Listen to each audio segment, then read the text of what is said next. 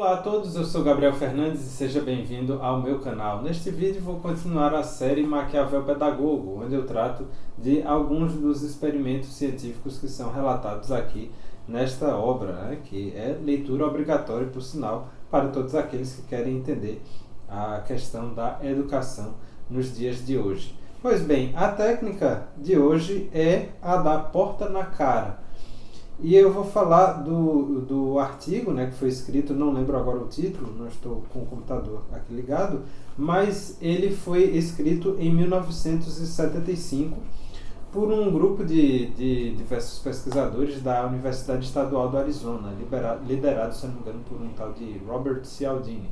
Enfim, e eles buscavam entender os mecanismos dessa técnica que eles deram o nome, de porta na cara. E em que consiste essa técnica? Você vai pedir um favor muito grande, uma coisa que é fora do razoável, e a pessoa então vai negar isso daí. Só que ela se sente meio mal, talvez, por não ter sido capaz de atender aí ao seu pedido, e então a outra pessoa vai e faz um pedido menor, que esse no caso é o pedido alvo, digamos assim. Era a ideia original mesmo era que ele buscasse esse outro pedido. E então a pessoa vai e aceita com um grau bem maior de confiabilidade, esse novo pedido, esse pedido menor. Então eles realizaram uma série de 3 experimentos, mas eu só vou falar dos 2 primeiros, porque eu acho que o terceiro é uma coisa meio obscura, assim, não teve muito uma razão de ser, na minha opinião, Eles podiam ter deixado de fora. Mas, enfim, os 2 primeiros, então vamos lá. Um deles consistia em um entrevistador, Então foram 2 homens e uma moça, num campus universitário. Eles abordavam, no caso, os entrevistadores estavam trabalhando individualmente, certo? Então, separados. Então, eles abordavam uma pessoa do mesmo sexo, um estudante universitário, que estivesse andando pelo campus durante o dia e que não estivesse indo para uma aula, ou seja, alguém que tivesse um certo tempo para responder às questões.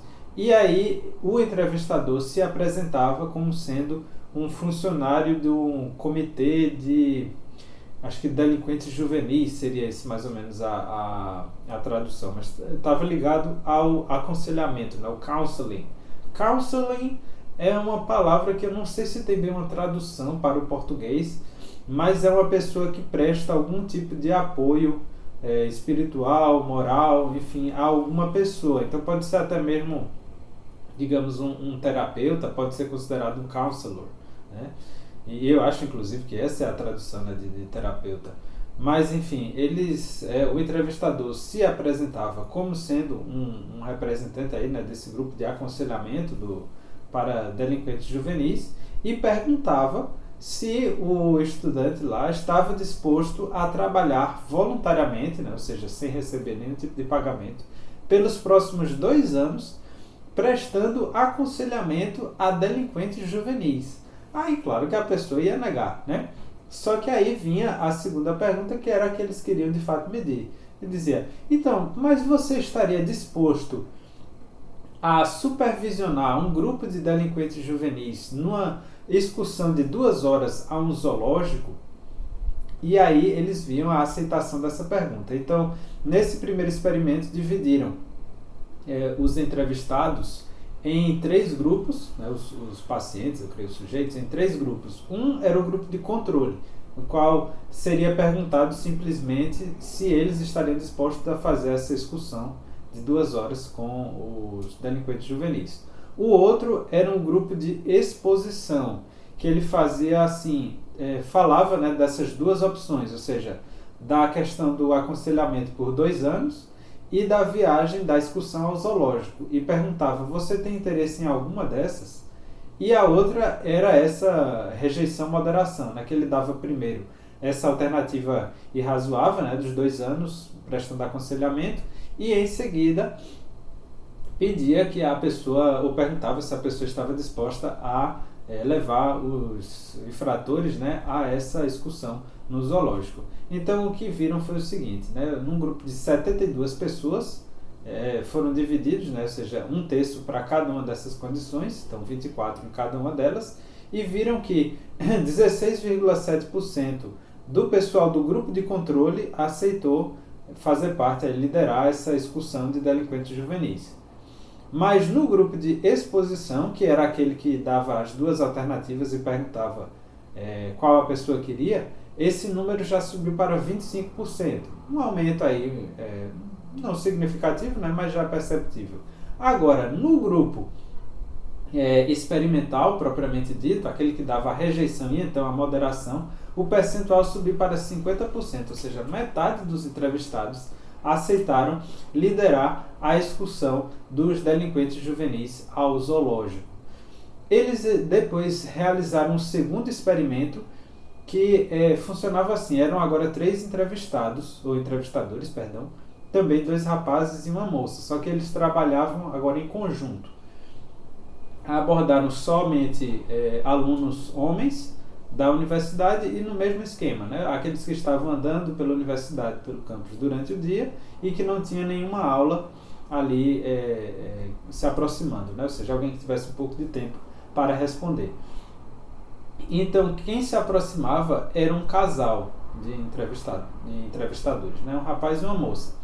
E aí, logo que começava um contato, vinha o terceiro ator, né, digamos assim, e ele puxava a conversa com a moça, como se fosse uma conhecida dela de alguma disciplina, alguma cadeira, né, que eles estavam ali pagando, estudando na universidade. E aí dizia: fulana, a gente tem que estudar para a prova que vai ter de psicologia, né, não sei o que. E só que isso distraía o entrevistado por alguns segundos, né, invariavelmente, segundo eles colocaram lá. E aí o entrevistador, o rapaz, né, o que fez a abordagem inicial lá ao paciente, ao sujeito, puxava de novo a atenção dele, do entrevistado, e se apresentava mais ou menos nos moldes do experimento anterior, né? E aí ele fazia as perguntas, era uma coisa bem semelhante, ou seja, ia ter essa proposta de rejeição e moderação, que era perguntar se ele estaria disposto a trabalhar como voluntário por 2 anos no Centro de Delinquência Juvenil. Quando a pessoa negava, ia perguntar então se ela estava disposta a fazer, né, essa visita, essa excursão ao zoológico. Esse era um dos grupos. O grupo não era bem experimental não, mas não lembro como ele chamava, acho que rejeição e moderação mesmo. Aí tinha o grupo de controle, no qual o entrevistador, fazia diretamente a pergunta, né, se a pessoa tinha interesse em liderar, em supervisionar essa excursão de delinquentes juvenis ao zoológico. E, por fim, o grupo experimental, que era assim, eles davam essa proposta de 2 anos, né, de aconselhamento, e aí eram rejeitados. Então, eles saíam de cena. Eles, eu digo, o casal que abordou originalmente o entrevistado. Só que aí ia o terceiro ator lá, o terceiro confederado, né, e puxava a conversa de novo e disse: escuta, eu não pude, acabei ouvindo ali, né, a conversa que vocês estavam tendo, e eu tenho uma coisa aí, uma outra proposta a fazer para você, talvez você esteja interessado. Aí dizia, né, dessa coisa da excursão ao zoológico que ele poderia supervisionar. Se apresentava também como alguém que estava procurando voluntários para isso e tal. Só que aí o que acontece, né? O resultado desse foi bem interessante. No caso do grupo de controle, ou seja, aqueles que faziam a pergunta, né, diretamente, se elas gostariam de fazer parte, né, dessa excursão, de liderar essa excursão, apenas 1/3 dos entrevistados concordou. Já no grupo de rejeição e moderação, que era aquele semelhante ao do primeiro experimento, já o percentual foi acima de 50%, acho que uns 55%. Então, bastante semelhante, né, ao que aconteceu com o primeiro experimento.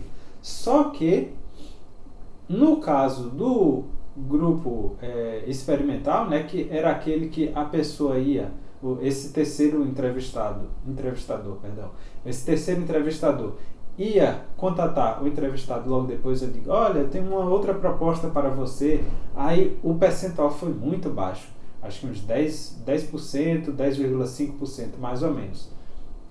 E aí quais são as conclusões que se tiram disso? É que no caso dessa técnica, né, de rejeição, moderação, como eles chamam, ou então a técnica da porta na cara, é muito importante que a pessoa que vai fazer o pedido menor seja a mesma que fez o pedido maior, aquele pedido irrazoável. Quando você tinha duas pessoas diferentes fazendo os pedidos, então a eficácia caía drasticamente, como mostrou esse segundo experimento. O terceiro experimento que eles descrevem no artigo, eu não vou falar dele não, porque como eu disse, não acho que ele seja relevante. Mas por esse vídeo é isso. Se você gostou aí, curta, comente, compartilhe, se inscreva no canal. E eu ainda vou continuar essa série, né? Porque ainda tem que falar sobre a dramatização, o estudo dos gafanhotos fritos, o estudo de obediência à autoridade, né? Que esse foi provavelmente o grande experimento de psicologia social do século XX. Inclusive tem um documentáriozinho do próprio Milgram, em que ele narra o acontecido, né? E tem até umas imagens mesmo que ele gravou ali do ocorrido, né? Do experimento. Então é bem interessante.